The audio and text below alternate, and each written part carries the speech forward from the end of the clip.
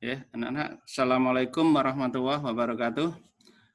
Mari anak-anak kita lanjutkan untuk belajar pada malam hari ini. Untuk malam hari ini kita belajar tentang materi kelas 9 semester 1. Ya, semoga saja kalian malam hari ini nanti bisa mengingat kembali materi yang pernah didapatkan pada saat di semester 1. Ya. Pembahasan soal-soal materi kelas 9 semester 1. Masih ingat anak-anak materi yang pertama apa? Materi yang pertama adalah bilangan berpangkat dan bentuk akar.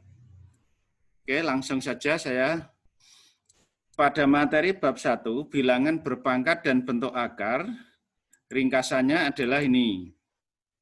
Sifat-sifat bilangan berpangkat.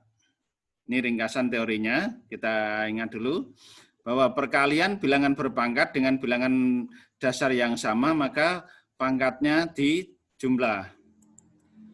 Untuk sifat yang kedua, kalau pembagian dengan bilangan dasarnya sama, maka pangkatnya dikurangi. Kemudian bilangan berpangkat dipangkatkan lagi, maka sama saja pangkatnya dikalikan.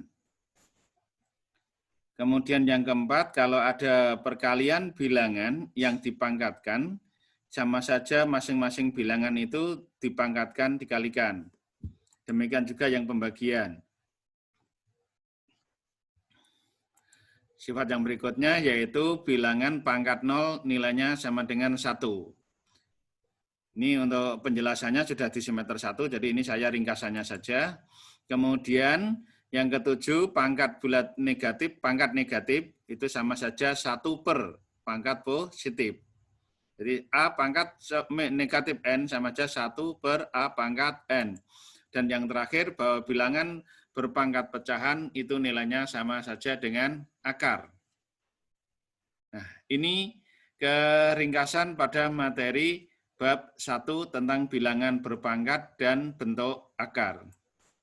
Mari kita mulai untuk contoh soal yang pertama. Nah, perhatikan bilangan seperti ini. Ini bisa ditambah, bisa dikali, bisa dibagi, bisa dikurangi. Yang jelas ini operasinya bisa diubah-ubah. Tapi yang jelas perhatikan bentuk bilangannya. Bagaimana mengerjakan bilangan berpangkat ya seperti ini? Nah, maka kuncinya adalah mengubah bilangan bulat ini, 81 dan 4. Kuncinya adalah di situ. Nah, jadi ini. Bilangan 81 dan 4 ini kita ubah. Jadi masalah ini penjumlahan, perkalian, pengurangan, pembagian, ini tidak ada masalah. Tinggal kalau dikalikan nanti ya dikalikan, kalau dijumlah ya dijumlah, dan seterusnya. Tapi yang jelas kuncinya pada ini. Bilangan 81 dan 4 ini kita ubah jadi bilangan berpangkat. Kita jadikan bilangan berpangkat. Sehingga 81 itu sama saja 3 pangkat 4. Sehingga 3 pangkat 4, pangkat lagi 1 per 4. Yang berikutnya 4, ini diubah jadi 2 pangkat 2. Sehingga jadi 2 pangkat 2, pangkat lagi 3 per 2. Nah, kemudian menggunakan sifat yang tadi, bilangan berpangkat dipangkatkan lagi, itu sama saja pangkatnya dikalikan. Sehingga 4 kali 1 per 4, itu nilainya kan 1. 4 kali 1, 4 dibagi 4, 1. Yang 2 pangkat 2, pangkat 3 per 2, berarti 2 kali 3, 6, 6 bagi 2, 3. Nah, jadi tadi sifatnya kan bilangan berpangkat dipangkatkan lagi, berarti pangkatnya dikalikan, sehingga hasilnya ini. Nah, kalau sudah seperti ini kan hitungnya mudah, berarti 3 pangkat 1, 3, 2 pangkat 3, 8. Nah, ini kalau kali ya dikalikan, kalau tambah nanti ya ditambah, kalau kurang ya dikurangi, dan seterusnya. Sehingga untuk soal ini hasilnya 24. Nah, ini untuk yang pertama. Yang kedua, nah kalau ada bilangan pangkat negatif, ini juga sama, operasinya ini bisa tambah, bisa kali, bisa bagi, dan seterusnya. Ini sama. Nah, maka untuk mengerjakan seperti ini, kita gunakan tadi sifat yang 7. Kalau tidak salah tadi sifat yang ke-7, yaitu pangkat bulat negatif. Nah, pangkat negatif artinya kan 1/. Nah, maka ini, nah, 2 pangkat negatif 2, berarti 1/2 pangkat 2. 1/2 pangkat 2. Ini 2 ini pangkatnya 2, berarti 1/2 pangkat 2. Jangan dibaca 2 pangkat setengah loh ini pernya panjang, berarti 1/2 pangkat 2, yang ini 1/2 pangkat 3. Nah, sehingga nanti kalau ini ditambah ya ditambah, dikali ya dikali, dikurangi. Nah, sehingga menjadi 2 pangkat 2 itu kan 4, maka jadinya 1/4, ini 1/8. Nah, kalau sudah ini hitungan biasa waktu kelas 7 di SD juga sudah pernah. Jadi bilangan pecahan tambah pecahan, samakan penyebut. Nah, sehingga hasilnya 3/8. Sehingga ini 2 pangkat negatif 2 ditambah 2 pangkat negatif 3, hasilnya 3/8. Nah, ini untuk yang pangkat negatif. Oke, jelas ya anak-anak ya. Lanjut untuk soal yang ketiga. Nah, hati-hati, ini soal yang ketiga. Ini temanmu ada yang tanya kemarin sebelum malam hari ini sudah ada yang mengirimkan ke WA saya tanya tentang ini, tentang bab 1 ini, bilangan berpangkat. Sudah gabung atau belum tadi yang tanya ini. Nah, ini misalkan A-nya 16, B-nya 64. Nah, ini halo Indah 9A yang kemarin tanya tentang ini saya jawab di sini. Nah, A-nya 16, B-nya 64. Berapa nilai ini kalau A-nya 16, B-nya 64? Nah, bagaimana cara menyelesaikannya? Ya, kita gantikan dulu A dan B-nya sehingga lambangnya jadi seperti ini. Nah, ini gabungan antara beberapa sifat ini sudah gabungan dari beberapa sifat. Nah, maka biasanya soal-soal ujian, soal-soal semesteran itu menggunakan yang ini kategori yang lebih kompleks daripada 2 soal yang pertama tadi. Maka caranya sama, yang 16 ini juga kita ubah jadi bilangan berpangkat, 64 juga kita ubah jadi bilangan berpangkat. Nah, sehingga 16 kita ubah jadi 4 pangkat 2, bukan 2 pangkat 4. Kenapa kalau kita buat 4 pangkat 2? Biar sama dengan yang ini. Nah, ini. Yang 64, 4 pangkat 3. 4 pangkat 3. Nah, tapi yang 16 di sini kita ubah jadi 2 pangkat 4. Karena di sini 4. Nah, ini taktik kita mengubah bilangan, jadi sambil memperhatikan pangkat yang lain. Nah, tadi pecah bentuk akar itu sama saja pangkat pecahan, sehingga 64 pangkat 2/3. Nah, sehingga ini nanti bentuknya sama dengan yang lain, jadi 64 diubah lagi. Nah, sehingga yang ini kita kalikan, berarti 2 kali negatif 3, negatif 6 dibagi 2, maka negatif 3. Pangkatnya kan tadi bilangan berpangkat dipangkatkan lagi, pangkatnya dikalikan. Yang ini berarti 3 kali 1 bagi 3, berarti 1. 2 pangkat 4, pangkat seperempat, berarti 4 kali 1 dibagi 4, 1. Nah, yang 64 ini kita ubah jadi 4 pangkat 3, sehingga ini nanti bentuknya jadinya sama. Jadi bentuknya sama dengan yang lain, sehingga menjadi 4 pangkat negatif 3 kali ini 3 kali 2, 6 bagi 3, 2. Sehingga 4 pangkat 2. Per 4 pangkat 1, 4. 2 pangkat 1, 2. Nah, ini perkalian bilangan berpangkat dengan bilangan dasar yang sama. Berarti pangkatnya tadi dijumlah. Sehingga negatif 3 tambah 2, maka negatif 1. Sehingga menjadi 4 pangkat negatif 1. Yang menyebut 4 dikurangi 2, 2. Nah, ini belum selesai. Nah, 4 pangkat negatif 1 kan tadi, pangkat negatif kan 1 per, berarti 1/4. Pangkatnya 1, berarti tetap 1/4. Per 2. 1/4 dibagi 2, maka hasilnya 1/8. Sehingga nilainya ini dengan A-nya 16, B-nya 64, itu nilainya sama saja 1/8. Itu untuk yang ketiga. Untuk soal berikutnya, nah, bentuk sederhana dari ini, nah ini bilangan bentuk akar. Bilangan bentuk akar, ini juga gabungan, ada penjumlahan, ada pengurangan, dan ada pembagian. Kita ubah dulu, karena penjumlahan itu yang di bawah akar ini harus sama, penjumlahan dan pengurangan, maka 54 dan 8 kita ubah. Jadi yang 54 kita ubah jadi 9 kali 6, yang 8 kita ubah jadi 4 kali 2.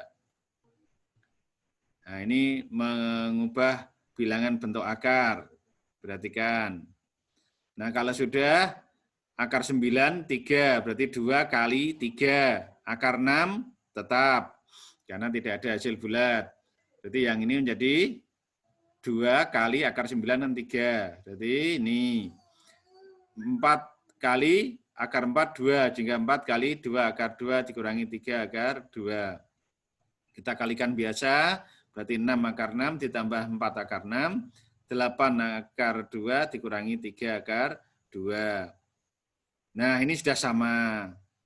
Bentuknya sudah sama, sama-sama akar 6.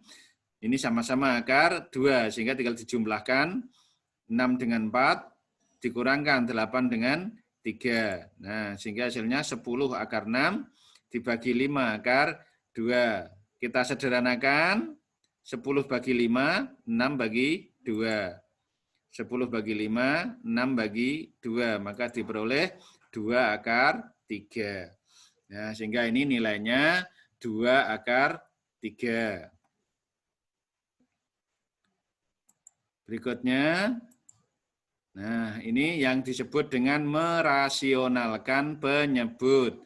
Merasionalkan penyebut. Nanti bentuk sederhana dari ini, berarti ini namanya merasionalkan penyebut. Nah, kalau merasionalkan, maka kita kalikan dengan pasangannya ini. Kalau ini 2 dikurangi akar 5, maka untuk mengalikannya 2 ditambah akar 5. Jadi ini pembilang dan penyebutnya sama karena ini bernilai 1. Dikalikan 1 kan tetap. Nah, oke. Berarti pembilang kali pembilang, perkalian pecahan itu kan pembilang kali pembilang, penyebut kali penyebut. Sehingga ini 8 kali ini. 2 dikurangi akar 5 dikalikan 2 tambah akar 5. Nah, perkalian ini teori kelas 8, teori kelas 8 atau kelas 7, perkalian bentuk pasangan antara negatif dan positif. Sehingga 2 kali 2, 4. Ini 2 akar 5 dikurangi 2 akar 5 berarti habis. Maka tidak saya tulis. Akar 5 kali akar 5 berarti akar 25, 5. Negatif kali positif, negatif. Maka 4 dikurangi 5. Nah, sehingga negatif 1, 8 dibagi negatif 1, hasilnya negatif 8. Nah, ini tinggal menyesuaikan. Ini sebenarnya sudah selesai. Sampai di sini juga boleh. Kalau mau diteruskan tanpa kurung juga tinggal dikalikan biasa. Negatif 8 kali 2 dikurangi 8 akar 5. Nah, ini beberapa soal untuk bab 1. Ya, yang biasanya model-modelnya seperti ini, dari nomor 1 sampai nomor 5. Itu untuk beberapa soal bab 1. Nah, saya kira cukup untuk yang bab 1. Kalau ada yang masih perlu ditanyakan, nanti bisa dikirim lewat WA, ditanyakan, atau nanti pada saat akhir ini nanti saya buka tanya jawab, nanti silahkan ditanyakan. Yang jelas bab 1 saya ambil hanya 5 contoh soal saja untuk mengingat kembali teori bilangan berpangkat dan bentuk akar. Oke, sekarang kita lanjutkan persamaan kuadrat. persamaan kuadrat. Inti dari persamaan kuadrat itu apa? Mari. Nah, ini mengingat kembali apa itu persamaan kuadrat. Nah, berarti kuadrat itu kan pangkat 2, berarti variabelnya berpangkat 2. Variabelnya berpangkat 2 yang kita pelajari di SMP, persamaan kuadrat, bentuk umumnya adalah AX kuadrat ditambah BX plus C sama dengan 0. Berarti variabel X-nya ini pangkat tertingginya 2. Dengan A, B, C ini bilangan. Yang jelas A-nya tidak 0. Itu persamaan kuadrat. Ini saya ingatkan aja dulu. Nah, yang dimaksud bentuknya macam-macam, yang termasuk golongannya persamaan kuadrat ada sama dengan, ada 0. Yang jelas ada sama dengan, kalau diubah jadi ini, jadi kalau dibuat ke ruas kiri semua, maka yang kanan 0. Nah, ini kuadrat, ini juga kuadrat, satu variabel X. Nah, yang ini persamaan kuadrat, ya, karena ini kalau kita kalikan kan P kali P pangkat 2, kan P kuadrat. Dikurangi 4P. Ini kita bawa ke kiri kan berarti negatif 2X, negatif 24. Sehingga ruas kanannya 0 kalau mau dijadikan bentuk umum seperti ini. Nah, maka ini termasuk yang B ini, jangan terkecoh ya, yang B ini termasuk persamaan kuadrat. Kita bandingkan yang bukan persamaan kuadrat. Yang A ini walaupun ada pangkat 2, tapi variabelnya lebih dari 2. Ya, lebih dari 1, ada X, ada Y. Ini pangkatnya 1, ini pangkatnya 1, ini pangkatnya 2, tapi ini bukan persamaan. Nah, ini variabelnya 2 juga, ada X, ada Y. Nah, kemudian pada persamaan kuadrat yang nanti kita pakai adalah menentukan nilai A, B, dan C. A, B, dan C. Nah, maka untuk menentukan nilai A, B, dan C juga jangan sampai terkecoh. Ini saya ingatkan lagi. Nah, yang namanya A2, B5, C3. Kalau yang ini jelas, mudah. Kalau yang ini, nah ini contoh B ini kalau kita kalikan kan jadinya ini.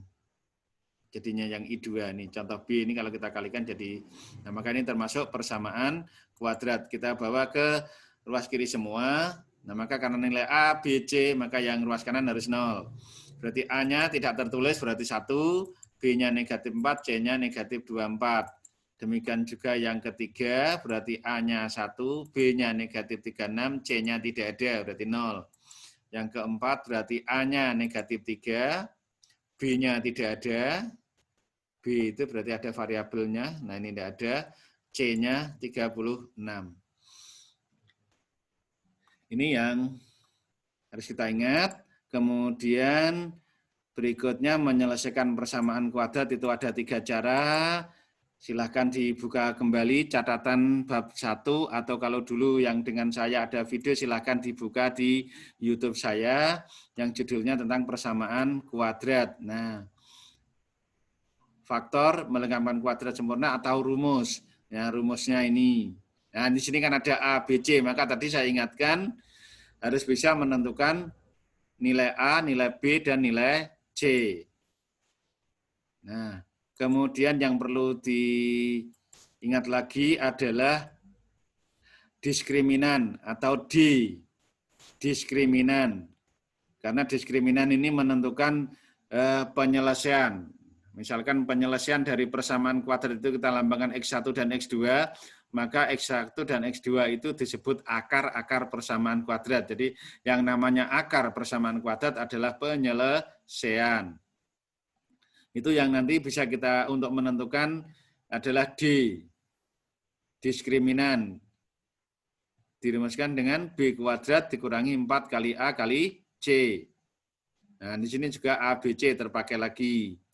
Nah, maka diskriminan ini bisa kita gunakan kalau ditanya tentang jenis-jenis akar. Nah, kalau D-nya lebih dari atau sama dengan 0, maka akarnya real atau nyata. Kalau sama dengan 0 berarti akarnya sama, 2 tapi sama. Jadi saya kelihatan hanya 1.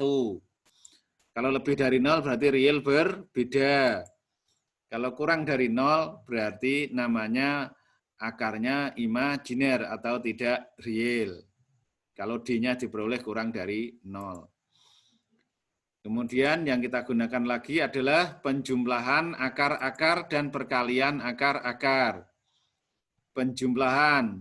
Dirumuskan min B per A. Ini saya langsung pakai saja karena sudah pernah dijelaskan di bab semester 1.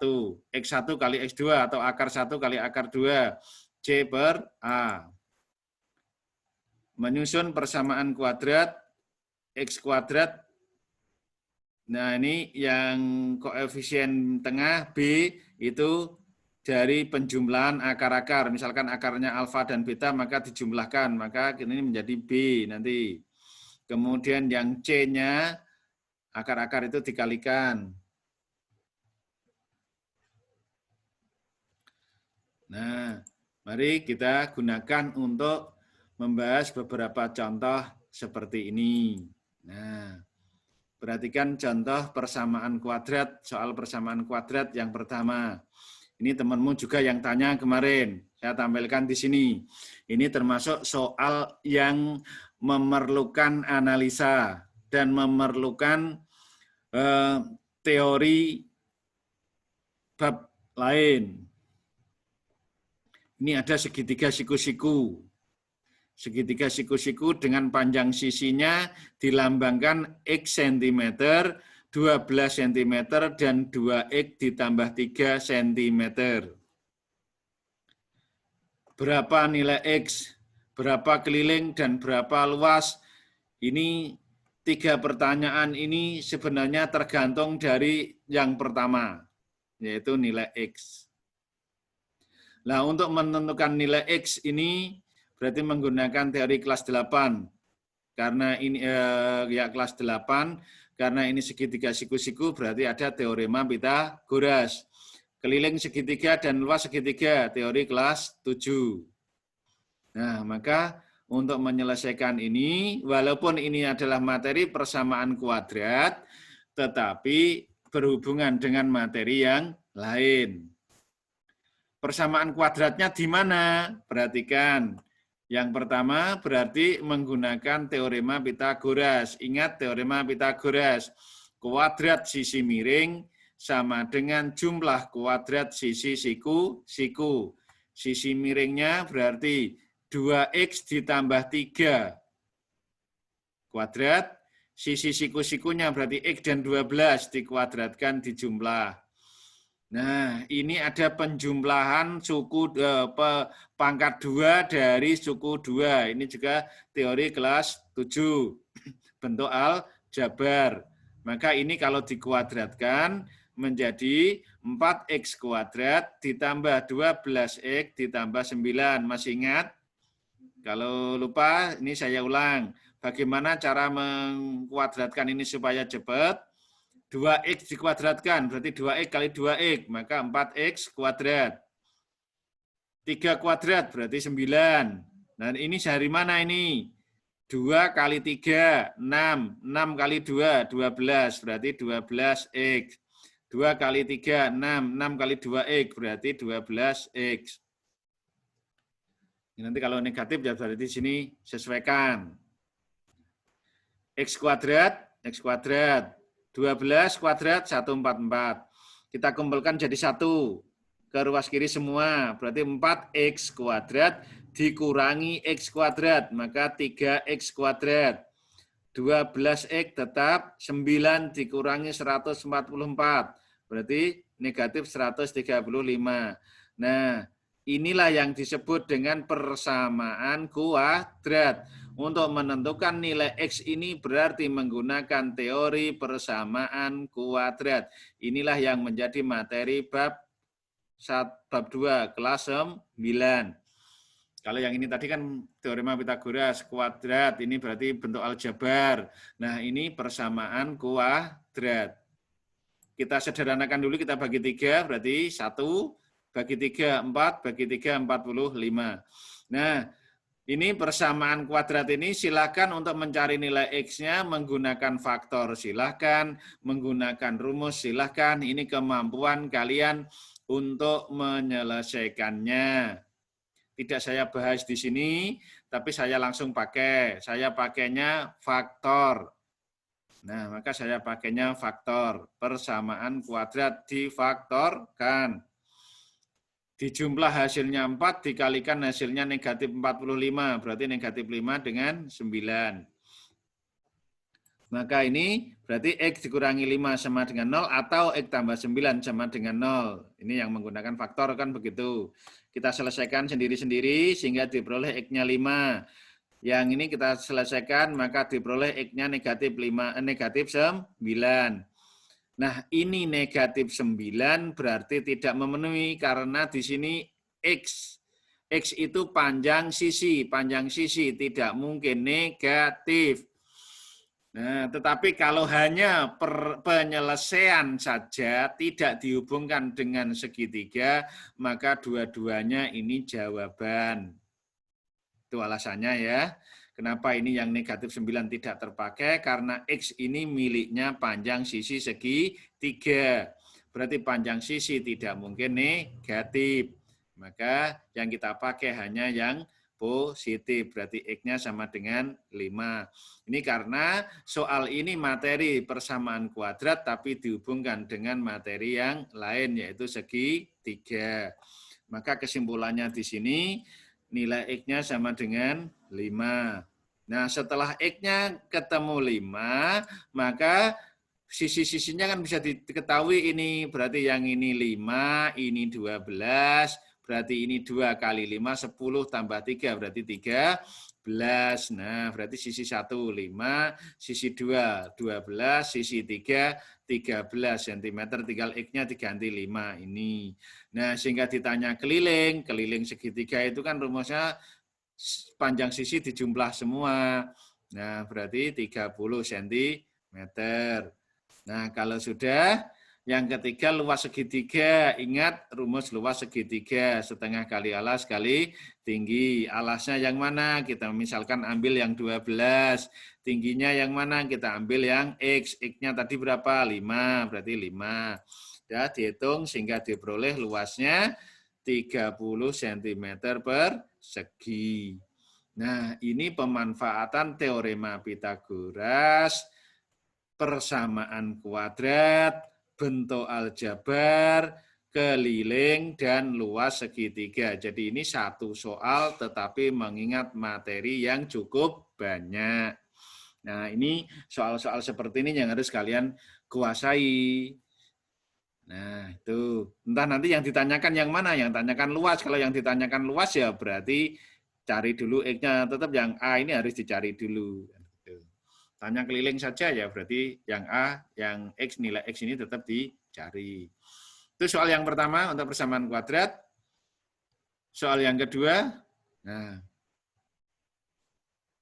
ini juga dihubungkan dengan materi yang lain. Sekarang persegi panjang, kalau tadi segitiga, sekarang persegi panjang.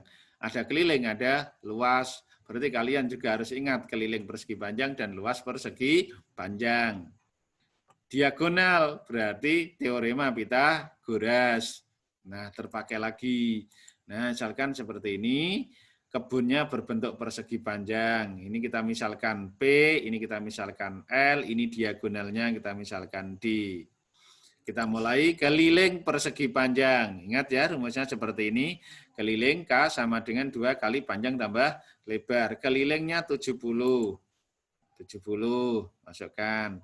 Nah, 70 kita bagi 2 menjadi 35. Berarti 35 sama dengan P tambah L. Nah, ini kita ubah menjadi 35 dikurangi P sama dengan L. Dah, berhenti sampai di sini. Ini perhatikan urutannya. Berhenti sampai di sini, kita pindah ke luas. Kita pindah ke luas. Luas sama dengan panjang kali lebar. Nah, luasnya berapa? 300. Panjangnya P, lebarnya kita ubah jadi ini. Berarti 35 dikurangi P. Nah, ini kita kalikan, maka menjadi, nah kalau sudah, kita jadikan satu ruas menjadi, nah ini berarti P kuadrat dikurangi 35P ditambah ini positif 300 sama dengan 0. Nah, inilah jadi persamaan kuadrat.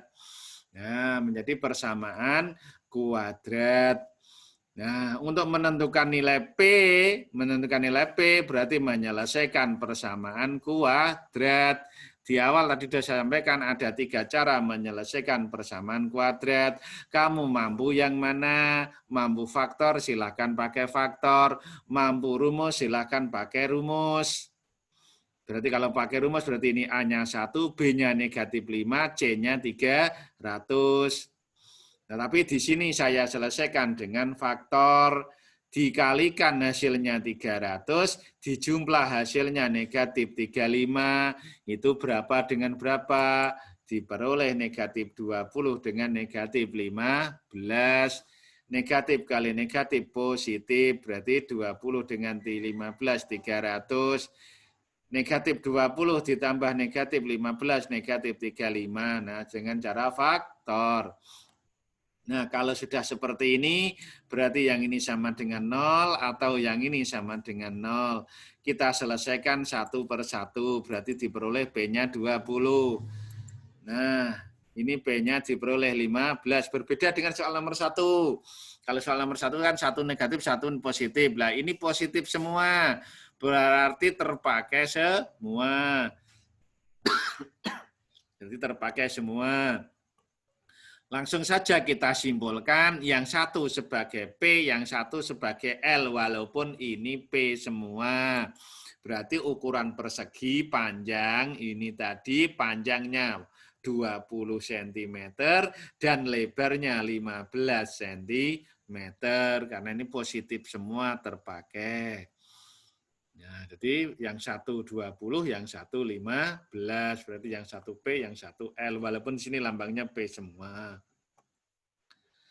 Nah, kalau misalkan ditanya sampai di sini saja ya selesai, tapi karena yang ditanya panjang diagonal, kita lihat diagonal, berarti ini terbentuk segitiga siku-siku. Nah, karena segitiga siku-siku, berarti pakai teorema Pitagoras, berarti D kuadrat sama dengan P kuadrat ditambah L kuadrat, sisi miring kuadrat sama dengan jumlah kuadrat sisi siku. Nah, ini tinggal disubstitusikan saja bilangannya, diperoleh. Nah, kalau sudah sampai sini sudah mudah menemukannya. Salah ya, yang betul ini 25. Nah, ini salah kesimpulannya. Nah, yang betul ini. Jadi panjang diagonalnya adalah 25 cm. Nah, panjang diagonalnya 25 cm. Lanjut. Nah, yang ketiga. Nah, ini. Perhatikan yang ini. Akar-akar persamaan kuadrat adalah alfa dan beta. Akar-akarnya diberi nama alfa dan beta. Tidak harus X1, X2. Terserah alfa dan beta. Jika alfa dan beta itu sama, berarti akar-akarnya sama. Akar-akarnya sama. Kalau akar-akarnya sama, berapa nilai M-nya? Berapa nilai M-nya? Nah, silakan. Ini ada beberapa cara untuk menjawab ini. Ada beberapa cara untuk menjawab ini. Karena ini akarnya sama, berarti D-nya sama dengan 0. Kita mulai dari D sama dengan 0, boleh. D sama dengan 0, boleh. Tapi ini saya coba dengan menggunakan penjumlahan akar-akar. Karena akar-akarnya ini, maka alfa sama dengan beta, saya jumlahkan, berarti min B per A, berarti negatif 6 per 2. Alfanya sama dengan beta, berarti ini sama jadinya.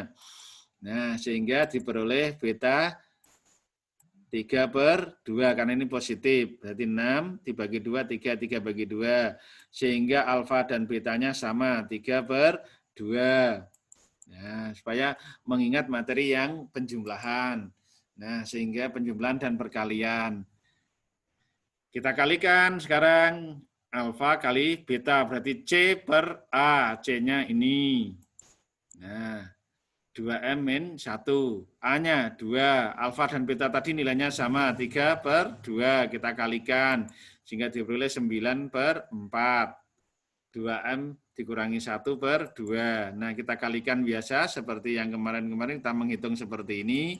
Maka diperoleh M-nya. Nah, Nah, sehingga diperoleh 22/8. Kita sederhanakan 11/4. Mau diteruskan ya, monggo. Berarti 3/4. Nah, ini untuk menyelesaikan soal yang nomor 3. Nah, itu yang nomor 3.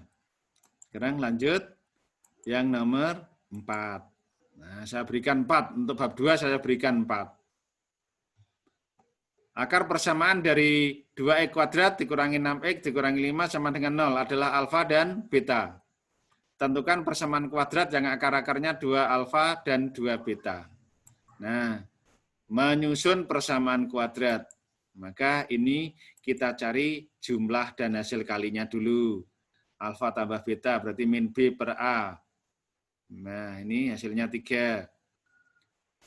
Alfa kali beta, C per A, berarti negatif 5/2. Selesai sampai di sini. Sekarang akar-akarnya 2 alfa dan 2 beta. Berarti kita cari persamaan kuadrat yang akar-akarnya 2 alfa dan 2 beta. Berarti kita cari jumlahnya 2 alfa dan 2 beta. 2 alfa tambah 2 beta, berarti kita faktorkan. 2 alfa tambah beta. Alfa tambah beta tadi nilainya berapa? 3, berarti 2 kali 3, 6. 2 alfa kali 2 beta, berarti 2 kali 2, 4. Alfa kali beta, AB, alfa beta. Tadi nilainya berapa? Alfa kali beta. Negatif 5/2. Negatif 5/2, berarti 4 kali negatif 5/2. Negatif 20/2 berarti 10. Nah, sehingga kita masukkan ke jumlah, masukkan tengah, menjadi nilai B, kali menjadi nilai C. Sehingga X kuadrat min 2 alfa tambah 2 beta X ditambah 2 alfa kali 2 beta. Nah, berarti negatif 6. Negatif ini nilainya 6. Ini nilainya negatif 10. Nah, sehingga hasilnya X kuadrat dikurangi 6X kurangi 10 sama dengan 0. Nah, ini sampai pada bab 2. Sampai pada bab 2. Nah, sebelum saya lanjutkan, saya ingin menyapa dulu anak-anak.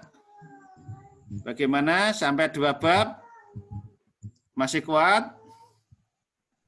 Halo? Masih kuat? Oke. Oke. Ya. Masih. Oke, kalau masih, saya lanjut lagi ya. Oke, saya lanjutkan untuk yang bab ketiga. Untuk yang bab ketiga. Kita lanjutkan untuk bab yang ketiga.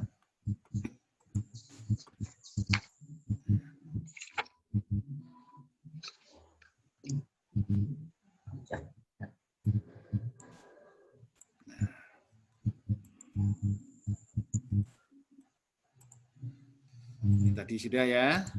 Nah, sudah. Yang ini sudah. Nah, oke. Ini tadi sudah.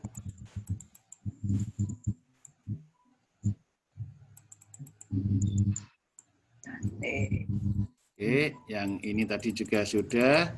Persamaan kuadrat. Nah, sekarang fungsi kuadrat. Inti dari materi fungsi kuadrat itu di mana? Inti dari materi fungsi kuadrat ada di sini. Karena untuk yang menggambar grafik itu sudah pernah kita pelajari di semester 1, termasuk kalian praktek menggambarnya juga sudah.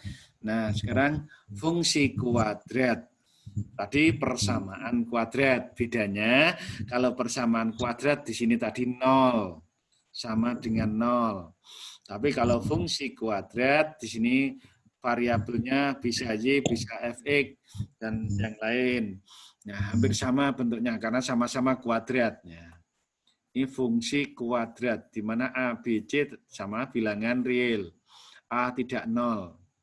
Nah, pada materi fungsi kuadrat, itu yang harus kamu ingat, di sana karena nanti dimanfaatkan untuk menentukan terutama khususnya pada soal-soal yang berhubungan dengan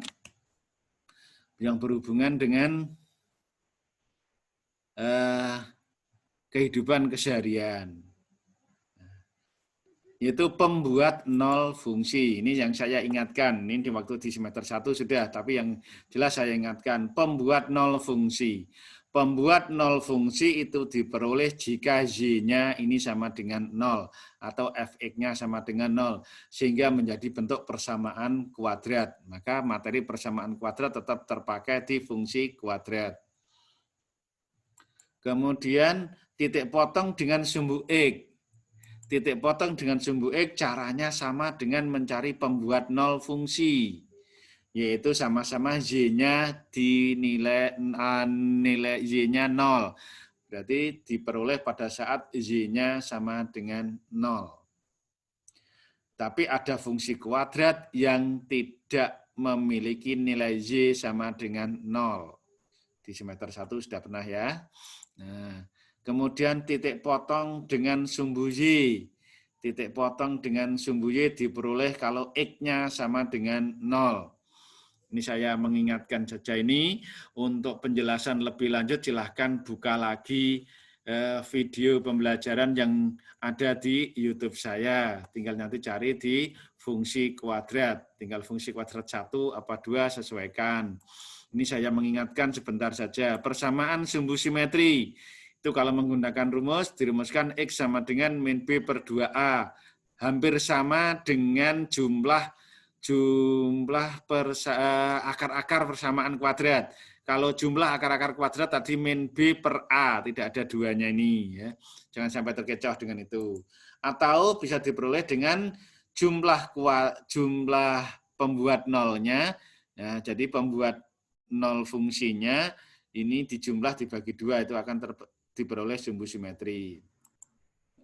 Nilai optimum atau nilai maksimum atau nilai minimum sama, caranya sama. Hanya sebutannya nanti tergantung grafiknya.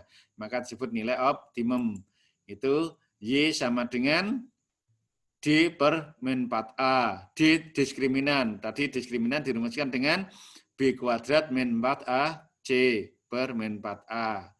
Atau dengan memasukkan ini, mensubstitusikan persamaan sumbu simetrinya nilai X-nya ini ke fungsinya, ke rumus fungsinya ini. Jadi X-nya ini diganti apa yang ada di sumbu simetri. Yang terakhir, titik balik itu pasangan antara 4 dan 5. Titik balik itu pasangan antara 4 dan 5 ini. Jadi kalau ditanya koordinat titik balik, berarti harus mencari sumbu simetri dan mencari nilai optimum. Nah, jadi X-nya itu ini, Y-nya itu ini. Sumbu simetri dan nilai optimum. Nah, oke, sekarang saya ingatkan kalau itu dalam bentuk gambar yang dinamakan pembuat nol fungsi kun ini, negatif 3 sama 1. Jadi kalau titiknya ya tinggal titiknya ini, berarti negatif 3,0, 1,0 berarti titik ini namanya titik potong dengan sumbu X. Kalau negatif 3 dan 1-nya ini disebut pembuat nol fungsi. Kemudian ini titik potong dengan sumbu Y 0, negatif 3 ini. Nah, ini yang merah ini namanya sumbu simetri. X sama dengan negatif 1 tadi yang min B per 2A atau ini dijumlah. Negatif 2 ditambah 1 kan dan negatif 3 ditambah 1. Dan negatif 2 dibagi 2, negatif 1 sama. Kemudian ini namanya nilai optimum. Bisa minimum, bisa maksimum tergantung grafiknya. Ini namanya titik balik. Titik balik itu ini kalau grafiknya terbuka ke atas, kalau yang terbuka ke bawah ya sama seperti ini, sama tempatnya. Nah, kalau ini namanya nilai maksimum, tapi sama-sama nilai optimum. Nah, ini sama. Ini namanya titik balik, sama. Yang biru ini namanya persamaan sumbu simetri. Ini tempatnya. Nah, oke. Nah, mari kita masuk ke soal yang menggunakan fungsi kuadrat. Nah, menggunakan fungsi kuadrat. Saya ambil seperti ini. Nah, ini soal-soal yang seperti ini soal yang menggunakan kehidupan keseharian, tapi sebenarnya ini materi fungsi kuadrat. Tinggi dari balon udara dalam waktu T dinyatakan dalam bentuk fungsi kuadrat. Dinyatakan dalam bentuk fungsi kuadrat. HT sama dengan negatif 16T kuadrat ditambah 112T dikurangi 91. Tentukan tinggi maksimum balon itu. Nah, tinggi maksimum sama saja nilai maksimum. Maka yang harus kita amati adalah langkah pertama kita cari variabel yang akan kita cari, yang akan dicari maksimum ini apa? Tinggi. Tinggi itu berarti HT. Ini yang akan kita cari. HT ini. Nah, dengan T-nya berapa? T, variabel bebasnya T. Nah, langkah berikutnya cari, berarti yang kita amati ini kalau mau diuraikan, kalau langsung ya tinggal nanti kita langsung menentukannya. Berarti ini fungsi kuadratnya ini. Nah, tinggi maksimum berarti sama saja nilai maksimum. Apa tadi lambangnya? Nah, apa tadi lambangnya? Nah, tinggi maksimum, HT maksimum, nilai maksimum berarti dilambangkan dengan D per min 4A. Nah, ini kan sebenarnya kan nilai maksimum dari fungsi kuadrat, cuma di sini kita hubungkan dengan tinggi maksimum. Nah, sehingga D tadi dilambangkan B kuadrat min 4AC per min 4A. Di mana A-nya? Negatif 16. Di mana B-nya? 112. Di mana C-nya? Negatif 91. Tinggal kita hitung. 112 kuadrat dikurangi 4 kali negatif 16 kali negatif 91 dibagi negatif 4 kali negatif 16 A-nya. Maka tadi di persamaan kuadrat menentukan nilai A, B, C. Hati-hati, jangan sampai terkecoh. Sudah dihitung biasa, ini kan hitungan biasa, hanya bilangannya besar gitu aja. Hanya bilangannya besar, tapi kan ini bisa dihitung biasa ini. Negatif kali negatif, positif, positif kali negatif, negatif. Nah, maka negatif lagi. Nah, negatif kali negatif, positif. Nah, sehingga diperoleh, maka tinggi maksimumnya 105 meter. Karena ini mintanya meter. Nah, ini kan sebenarnya materi tinggi maksimum itu kan nilai maksimum tadi dilambangkan ini. Nah, berikutnya yang kedua. Nah, ini sama nih. Seorang tukang kebun ingin memagari kebun yang dia miliki. Dan kebunnya itu dia hanya bisa memagari kebun dengan keliling 100 meter. Keliling 100 meter. Jika pagar yang diinginkan berbentuk persegi panjang. Ditanya luas maksimum. Nah, ada kata maksimum, luas maksimum. Berarti sama saja nilai maksimum. Nah, di sini berbentuk persegi panjang. Nah, berbentuk persegi panjang. Ada hubungannya dengan luas, maka yang nanti kita membentuk menjadi luas LX. Kita nanti membentuk ini. Dengan variabel bebasnya yang kita misalkan X, nanti kita misalkan X. Nah, jadi berbentuk persegi panjang. Nah, jadi cara menyelesaikannya berpikirnya seperti ini. Berbentuk persegi panjang. Misalkan panjangnya kita misalkan X. Nah, kita misalkan X. Ini sama sini kan berarti X. Nah, kalau sudah kelilingnya 100 meter. Berarti keliling persegi panjang. Keliling persegi panjang. Berarti harus ingat. Keliling sama dengan 2 kali P tambah L. Berarti K 100. P-nya tadi kita misalkan X. Maka kita bagi 2, 50. 50 X tambah L. Berarti L-nya 50 dikurangi X. Nah, berarti ini L-nya 50 dikurangi X. Ini ukurannya. Nah, kalau sudah luas, maka kita pakai luas. Nah, luas maksimum berarti ingat luas persegi panjang, panjang kali lebar, panjangnya X, lebarnya 50 min X, berarti luasnya sama dengan 50X dikurangi X kuadrat. Ini membentuk fungsi kuadrat. Ditanya luas maksimum, berarti sama saja nilai maksimum yang tadi dirumuskan dengan D per min 4A. Nah, dari mana ngambilnya D? Dari fungsi kuadrat yang terbentuk dari panjang dan lebar tadi. Berarti Lx sama dengan 50X min X kuadrat. Sehingga diperoleh ini. Nah, B kuadrat dikurangi 4 kali A kali C dibagi negatif 4A. Di mana A-nya? Negatif 1. Di mana B-nya? 50. Di mana C-nya? Tidak ada, berarti 0. Berarti 50 kuadrat dikurangi 4 kali negatif 1 kali 0. Dibagi negatif 4 kali negatif 1. Nah, kalau sudah ini dihitung biasa.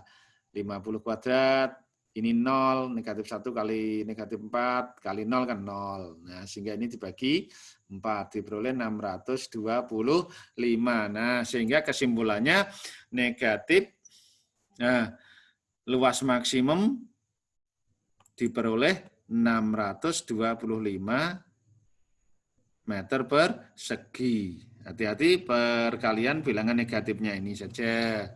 Nah, udah diperoleh ini. Jadi ini memahaminya, hati-hati soal-soal yang seperti ini. Lagi, yang ketiga. Nah, ini yang ditanyakan temanmu yang ini. Nah, untuk menuju ke sini, tadi saya awali dengan soal 1 dan soal 2. Ini saya sebuah peluru ditembakkan ke atas sehingga lintasannya membentuk fungsi kuadrat.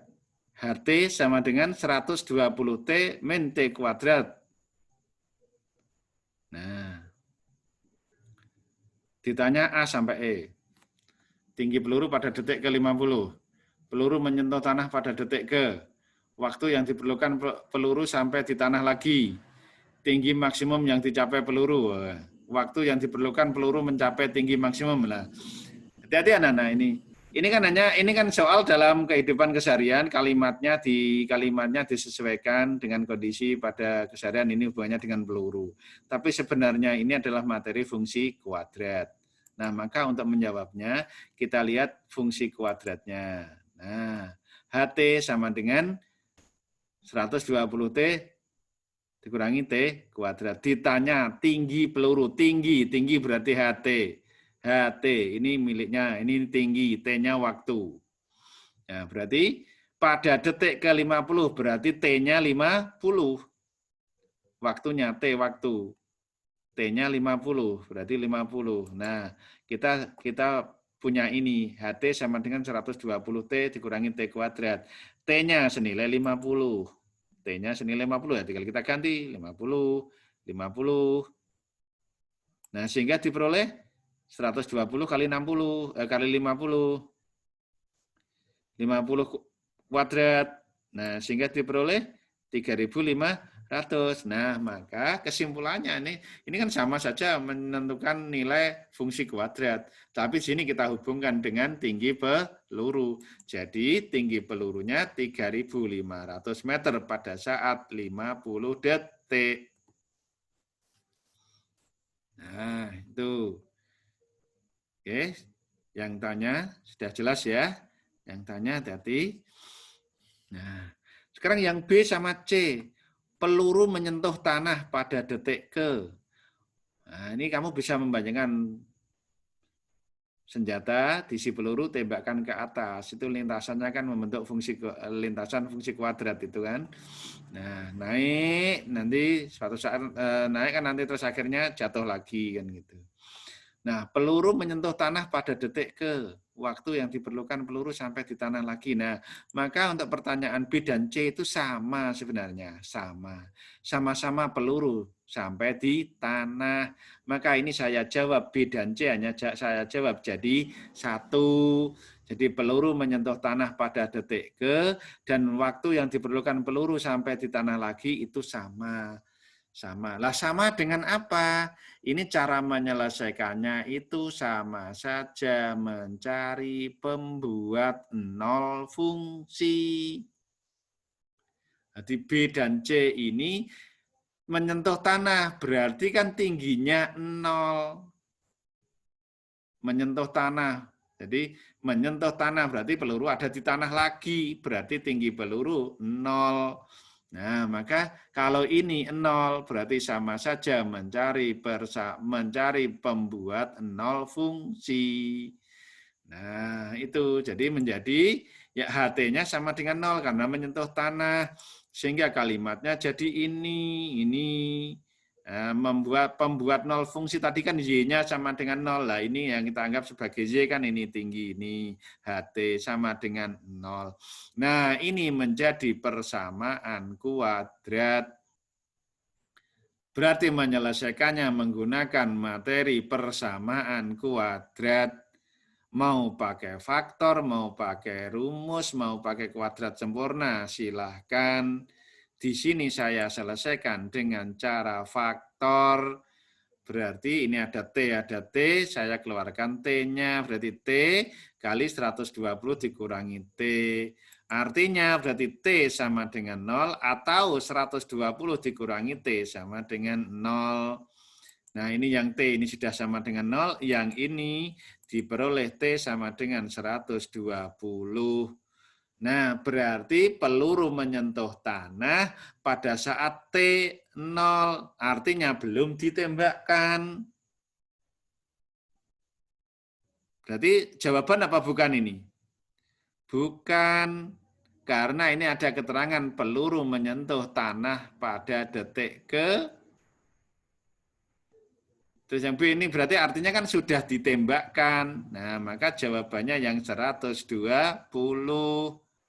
Nah, maka peluru sampai di tanah pada detik ke 120. Pada detik ke 120. Nah, itu jadi ini sama saja dengan pembuat 0 fungsi.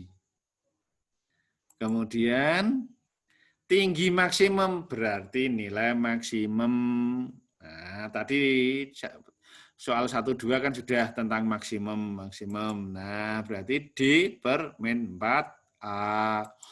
B kuadrat dikurangi 4AC per min 4A. B-nya berapa? 120. A-nya berapa? Negatif 1. C-nya berapa? 0. Nah, sudah berarti sama saja ini, karena ini nilainya kan 0, ini nilainya 0. Nah, berarti 14.400 dibagi 4 diperoleh 3.600.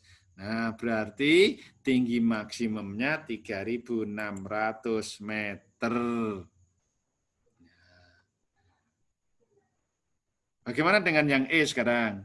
Waktu yang diperlukan peluru mencapai tinggi maksimum.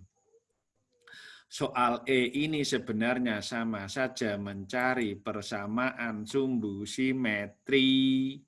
Waktu yang diperlukan peluru mencapai tinggi maksimum berarti sama saja mencari persamaan sumbu simetri dari fungsi HT 120T min T kuadrat ini.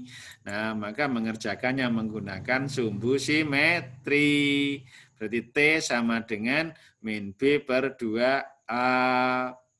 Di mana B-nya 120, berarti min 120. Di mana A-nya negatif 1. Nah, sehingga 2 kali negatif 1 diperoleh negatif 120 dibagi negatif 2 diperoleh 60.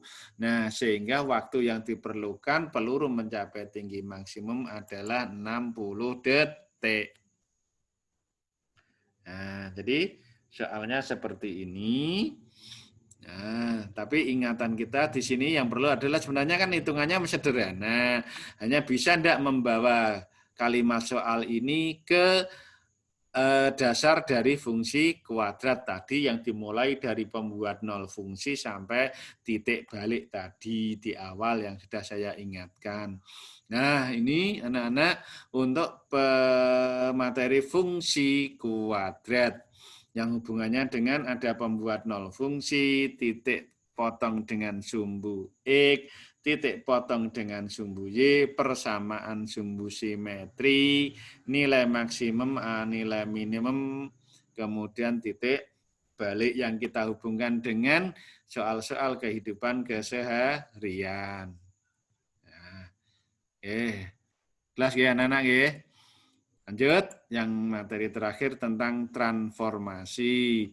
Kalau transformasi ini banyak hafalannya, ada 4 kan, transformasi itu ada 4. Transformasi itu ada 4, pencerminan, ditranslasi, pencerminan atau refleksi, translasi atau pergeseran, rotasi atau perputaran, dilatasi atau perkalian, perbesaran dan perkecilan.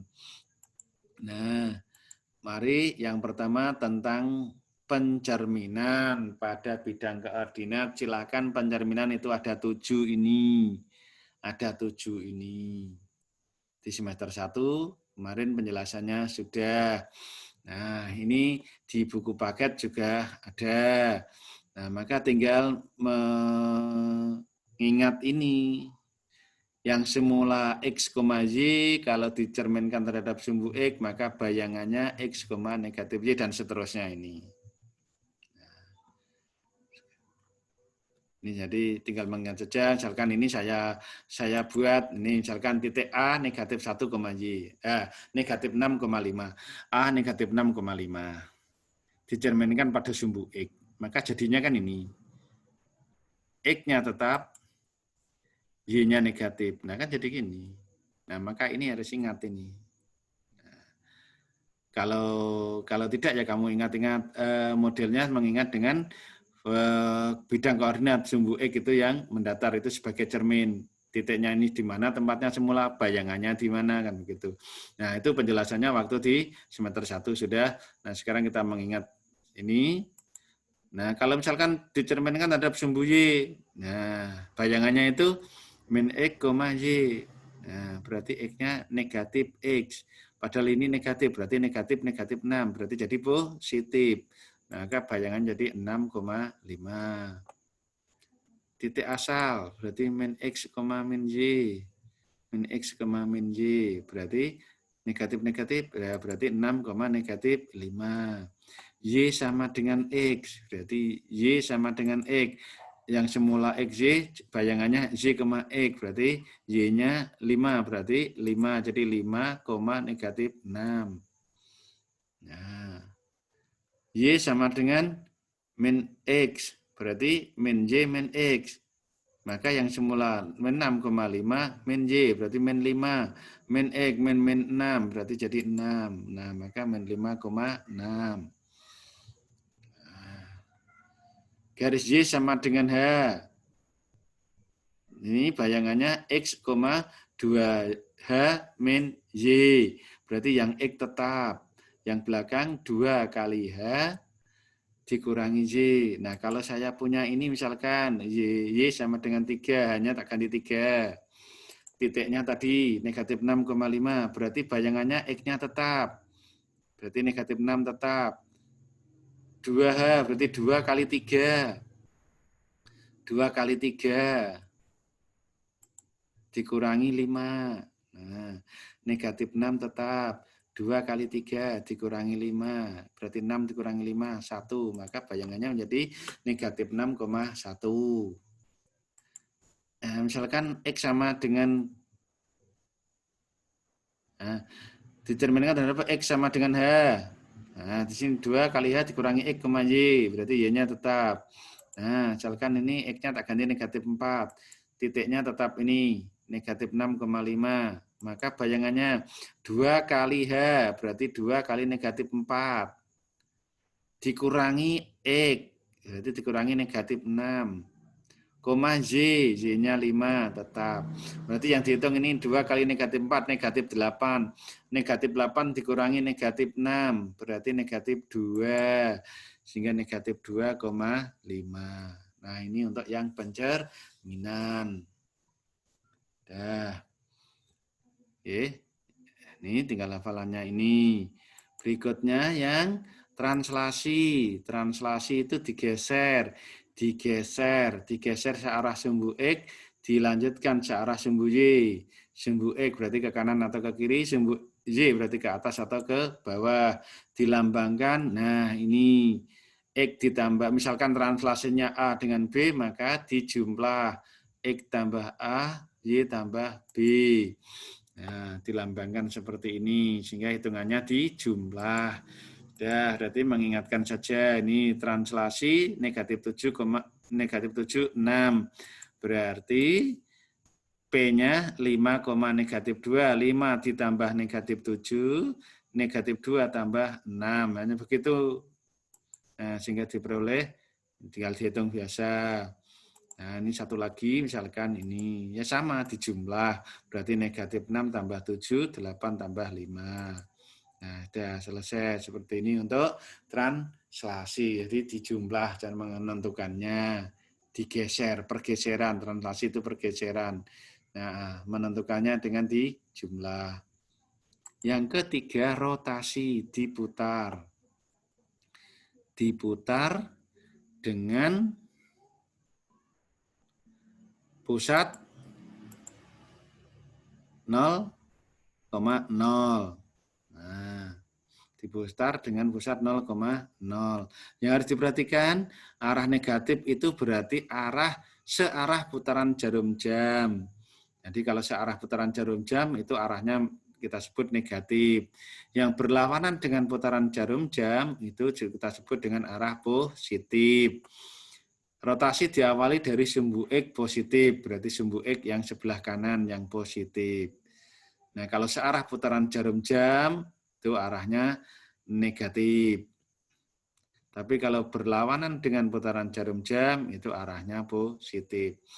Nah, yang perlu kita ingat ini. Diputar 90 derajat positif, itu sama saja diputar sejauh negatif 270. Ini sama. 180 negatif positif sama. Diputar sejauh negatif 90 derajat, itu sama saja positif 270. Jadi ini yang, nah perhatikan, ini diputar 90 derajat positif, berarti yang semula X, Y menjadi min Y, X. Nah, misalkan 4, negatif 3, diputar 90 derajat positif atau negatif 270, maka bayangannya min Y, X. Berarti min 3, X 4. Yang ini min X, min Y. Min X, min Y. Berarti min 4, min 3. Berarti 3. Yang negatif 90 derajat, Y, min X. Jadi sehingga kalau misalkan 4, negatif 3 ini, berarti Y, berarti min 3, min X, berarti min 4. Nah, ini yang rotasi ada 3. Ada 5 sebenarnya, tapi ini sama. Nah, ini sama, sehingga yang perlu kita ingat ada 3. Yang terakhir, yaitu tentang dilatasi. Dilatasi itu perbesaran atau perkecilan. Nah, ini tinggal searah atau berlawanan arah. Nah, itu untuk menentukannya dengan cara dikalikan. Ini dengan pusatnya 0,0, perbesarannya K, maka kita lambangkan begini, sehingga bayangannya adalah X kali K, Y kali K. Nah, sehingga kalau misalkan ada titik P 5, negatif 2 didilatasi O, pusatnya 0,0, kita beri nama O, faktor skala perbesarannya 3, ya tinggal kita kalikan, 5 kali 3, Negatif 2 kali 3, sehingga diperoleh 15, negatif 6. Nah, misalkan contoh yang lain, sama ini dilatasinya negatif 2. Berarti kita kalikan biasa, negatif 6 kali negatif 2. 8 kali negatif 2. Sehingga diperoleh 12, negatif 16. Nah, ini untuk materi transformasi. Transformasi. Nah, sekarang kalau misalkan ada soal yang sekaligus jadi satu. Nah, seperti ini. Titik P, 3, negatif 5 dicerminkan terhadap garis Y sama dengan min X, dilanjutkan rotasi dengan pusat 0,0 sejauh negatif 90, dilanjutkan dengan dilatasi O,2, kemudian dilanjutkan dengan translasi negatif 4,6. Negatif 46. Bayangan terakhirnya berapa, Ya, kita urutkan saja. Yang pertama, 3, negatif 5. Dicerminkan terhadap Y sama dengan min X. Dicerminkan. Nah, tadi Y sama dengan min X apa? Nah, min Y, min X. Nah, sehingga min Y, min 5, min 3. Nah, jadi ini.